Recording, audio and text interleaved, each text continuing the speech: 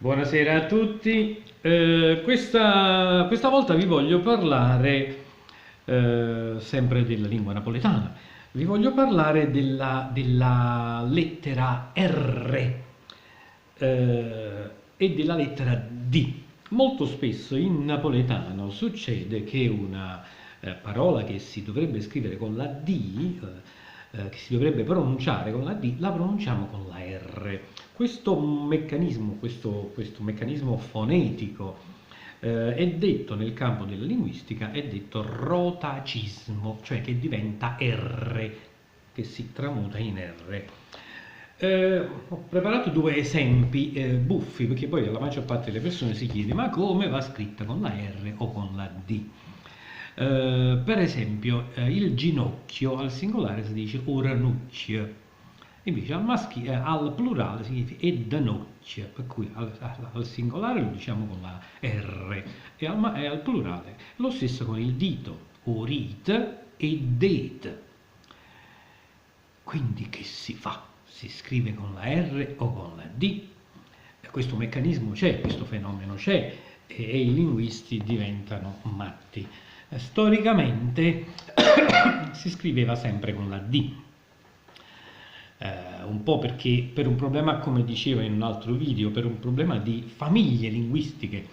Ogni parola ha tutta un'altra serie di parole che stanno vicine. Dito, si dice rit, ma si dice date, ginocchio, si dice ornucci, ma si dice danocchio. E così come tante altre parole che adesso non mi vengono. Per cui la stragrande maggioranza degli studiosi, o almeno degli storici, diciamo, degli scrittori, dei poeti storicamente accertati, mettevano la D, lasciavano la D. Però in effetti più si sta andando avanti, più ci sono poeti e scrittori che preferiscono mettere la R, anche i grossi nomi, per cui non dico scrittori improvvisati, ma anche persone che comunque avevano un minimo di conoscenza grammaticale, per cui si lasciano andare nella R. Io vi do il consiglio di attenervi a quello che trovate su un buon vocabolario di napoletano. E attenetevi a questo. Lo stesso problema l'abbiamo con la lettera B. Dove sta è finito la lettera B? Ci è comparsa.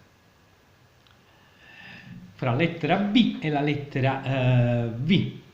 A nord Italia si dice V, a Napoli diciamo lettera V. Che la V o la V molto spesso diventa B. Questo è un fenomeno detto betacismo, appunto, che diventa B. E abbiamo le parole, per esempio, che vuoi, che vuoi, che vuoi, sta sbagliato, cancelliamo, che vuoi, che spesso diciamo che vuoi, che diciamo anche appunto che vuoi, che vuoi, che vuoi, che vuoi. Questo è un fenomeno che purtroppo accade, oppure avvampa, si dice anche avvampa, avvelenà, avvelenà. E diciamo io, così come molti altri, preferisco mantenere la lettera originaria per questioni di etimologie, per questioni di tenerla quanto più vicino non so, per rispettare le parlate della provincia, che molto spesso, così anche come la D prima, che mantengono la consonante originaria. E anche perché c'è un problema tecnico, pratico, che quando andiamo a leggere una poesia antica e troviamo sempre la lettera D e la lettera V, la B e la R le troviamo molto più raramente.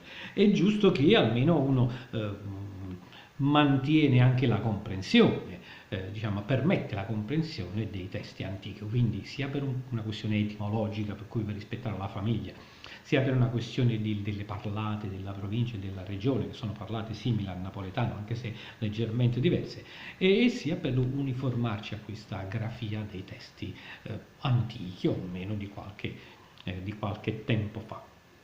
Io consiglio di mantenervi con la V e con la D, però per cui con il betacismo e il rotacismo, però attenetevi a un buon dizionario, va bene?